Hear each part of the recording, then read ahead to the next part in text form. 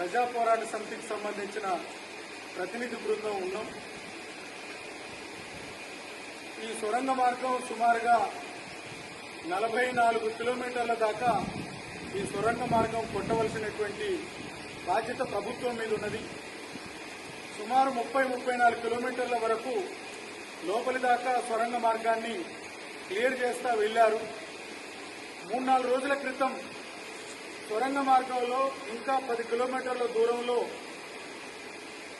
అక్కడ అంటే ఇక్కడి నుంచి 30 కిలోమీటర్ల దూరంలో పైన ఉండేటటువంటి కొండ సంబంధించినటువంటి పైభాగం అంతా కూలి అక్కడ పనిచేసేటటువంటి ఇంజనీర్లు అట్లాగే అక్కడ ఉండేటటువంటి కార్మికుల పైన పడి 50 మంది ఆ లోపలికి వెళ్తే 8 మంది లోపలనే చిక్కుకొని ఉండడం అనేది జరిగింది. సుమారుగా 3-4 రోజుల దాకా దాటిపోయింది. వాళ్ళందరూ కూడా అందులోనే ఉన్నారు. వాళ్ళందరూ కూడా త్యాగధనులు, దేశభక్తులు. వాళ్ళు తిరిగి ప్రాణంతో బయటికి రావాలని మేము భావిస్తున్నాం. అదే సందర్భంలో ఈరోజు మేము కోరుతున్నది ఏంటంటే 40 సంవత్సరాల క్రితం ప్రారంభమైనటువంటి ఈ ప్రాజెక్టు ఈనాటికి కూడా అతిగతి లేకుండా ఈ రకంగా ఉండడం అనేది చాలా బాధాకరమైనటువంటి అంశం. వైఎస్ రాజశేఖర రెడ్డి పీరియడ్లో అన్ని రకాల అనుమతులను కూడా తీసుకొని ఇక్కడ ఈ పనులన్నీ కూడా ప్రారంభమైనవి. వైఎస్ఆర్ పీరియడ్లో కూడా ఆ 10 సంవత్సరాలు తగినన్ని నిధులు కావలసినటువంటి పద్ధతుల్లో కనుక కృషి చేస్తే ఈ సొరంగ మార్గం పూర్తయ్యేది. మధ్యలో వచ్చినటువంటి కేసీఆర్ ప్రభుత్వం దక్షిణ తెలంగాణకు సంబంధించినటువంటి ఇక్కడ ఉండేటటువంటి ప్రాజెక్టులు ఈ సొరంగ మార్గం దీనికి కావలసినటువంటి నిధులు కేటాయించడంలో ఈ కేసీఆర్ ప్రభుత్వం ఏమాత్రం కూడా దీని గురించి కేంద్రీకరించినటువంటి పరిస్థితి లేదు. మేము అనేక సందర్భాల్లో సొరంగ మార్గం చాలా కీలకమైంది. కృష్ణా నీరు నల్లగొండ జిల్లా, ఉమ్మడి జిల్లా అంతటి కూడా ప్రవహించాలన్నా దక్షిణ తెలంగాణ జిల్లాకు సుమారు 15 లక్షల ఎకరాల భూములకు సాగునీరు అందాలనంటే ఈ ఎస్ఎల్బీసీ సొరంగ మార్గం క్లియర్ కావాలని కొట్లాడినాం. చాలా సందర్భాల్లో నిధులు కేటాయించమని కోరినాం.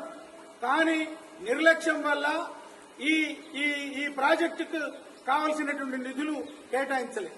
ఈ మధ్యకాలంలో వచ్చినటువంటి కాంగ్రెస్ ప్రభుత్వం మళ్లీ నిధులు కేటాయించింది. సుమారుగా 3 సంవత్సరాల క్రితం ఆగిపోయినటువంటి పనులన్నింటినీ కూడా ప్రారంభమైనవి.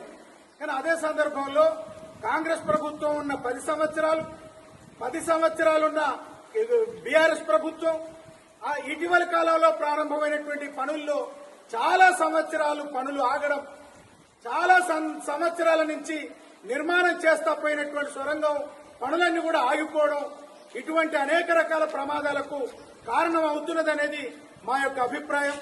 అందుకని ఇప్పటికైనా శాస్త్రీయమైనటువంటి పద్ధతుల్లో సొరంగ మార్గాన్ని కొట్టాలి. ఈ సొరంగ మార్గం అత్యంత జయప్రదంగా జరగాలి.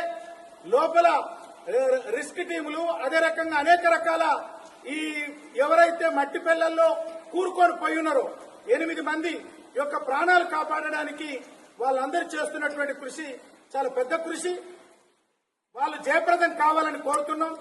8 మంది ప్రాణాలతో తిరిగి రావాలని కోరుతున్నాం. భవిష్యత్తులో కూడా దీనికి కావలసినన్ని నిధులు, కావలసినంత శాస్త్ర సాంకేతిక నిపుణత, కావలసినటువంటి పద్ధతుల్లో తీసుకోవాల్సినటువంటి జాగ్రత్తలు ఇవన్నీ కూడా తీసుకొని సొరంగ మార్గాన్ని జయప్రదంగా ఈ పాలక ప్రభుత్వాలు నిర్వర్తించాలి. అటు కాంగ్రెస్ ప్రభుత్వం, ఇటు బీఆర్ఎస్ ప్రభుత్వం ఏళ్ల తరబడి జరుగుతున్నటువంటి నిర్లక్ష్యం కారణం వల్లనే ఇవాళ 8 మంది ప్రాణాలతో చెలగాటమడుతున్నటువంటి పరిస్థితి ఉంది. నల్లగొండ జిల్లా యొక్క సాగు భూములనంటే ఈ పాలక పక్షాలకు సరైనటువంటి ఆలోచన లేదు, చిత్తశుద్ది లేదు. అందువల్లనే ఈ రకమైనటువంటి పరిస్థితులు ఏర్పడ్డాయి. భవిష్యత్తులోనైనా ఈ సొరంగ మార్గం యొక్క ఎజెండా ప్రధానమైనటువంటి ఎజెండాగా ఉండాలి. ఈ ప్రాంతం అంతా కరువు బారిన పడినటువంటి ప్రాంతాన్నంతా కావలసినటువంటి శాశ్వత కరువు నుంచి బయటపడేసేటటువంటి పద్ధతుల్లో ఈ ప్రాంతాన్నంతా సారవంతం చేసేటటువంటి పద్ధతుల్లో సొరంగ మార్గాన్ని జయప్రదంగా నిర్వర్తించాలని ఇప్పుడున్నటువంటి ప్రభుత్వం 8 మంది ప్రాణాలను తక్షణం కాపాడే వైపున ప్రయాణం సాగాలని కోరుతున్నాం.